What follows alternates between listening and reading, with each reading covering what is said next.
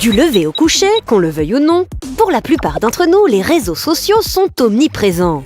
La majorité des 18 à 34 ans consultent leur réseau social favori dès le réveil. Et plus de 80% des adolescents les consultent avant de s'endormir. Et entre-temps, on consulte les réseaux sociaux non-stop. Tout au long de la journée, un utilisateur moyen passerait un peu plus de 2h19 sur les réseaux sociaux, la France se situant dans la moyenne basse, avec 1h23 de connexion par jour pour un utilisateur de Facebook, Twitter ou Snapchat moyen. Alors, tous accros aux réseaux sociaux? Il faut dire que tout est fait pour nous faire replonger. Entre les likes, les notifications, les retweets, mais aussi l'expérience utilisateur, le design des interfaces, les couleurs, les sons, etc. Tout est calculé par les ingénieurs de la Silicon Valley pour capter notre attention, rendre les plateformes addictives et faire que nous y passions le plus de temps possible. Rien n'est laissé au hasard dans le monde merveilleux des plateformes sociales. Mais pourquoi est-ce si difficile de résister ?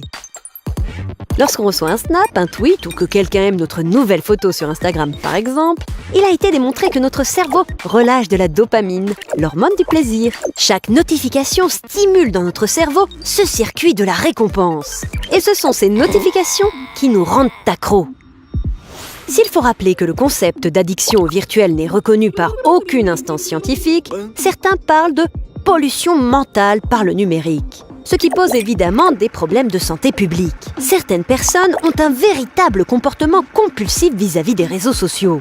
Elles vérifient de façon quasi obsessionnelle que ce qu'elles ont posté a été commenté, liké ou encore si elles ont de nouveaux followers. Surtout que les sollicitations sont constantes à cause de l'omniprésence de notre smartphone dans notre poche. Et si le nombre de notifications baisse, cela peut entraîner des dépressions chez des personnes fragiles. Ce sont les jeunes qui y sont les plus sensibles. Dans un article publié en 2017, le magazine américain The Atlantic a analysé l'évolution de la santé mentale des teenagers américains ces 25 dernières années. Le constat est brutal. L'omniprésence des smartphones dans les foyers américains coïncide avec une augmentation du nombre de dépressions et de pensées suicidaires. Les jeunes filles sont celles qui passent le plus de temps sur les réseaux sociaux et qui semblent être les plus fragiles. Mais les adultes ne sont pas à l'abri. Les études montrent que plus les jeunes adultes consacrent du temps aux réseaux sociaux, plus ils ressentent un sentiment de solitude. Le tableau peut paraître sombre, mais il ne faut pas pour autant oublier que les réseaux sociaux permettent aussi de formidables découvertes, de s'informer, de rencontrer des gens passionnants, d'ouvrir une fenêtre sur le monde, de développer sa culture, son esprit, sa créativité, et pour les plus timides, de mieux appréhender les relations sociales. Les réseaux sociaux, c'est bon, mais avec modération. Et n'oubliez pas que vous avez le droit de déconnecter.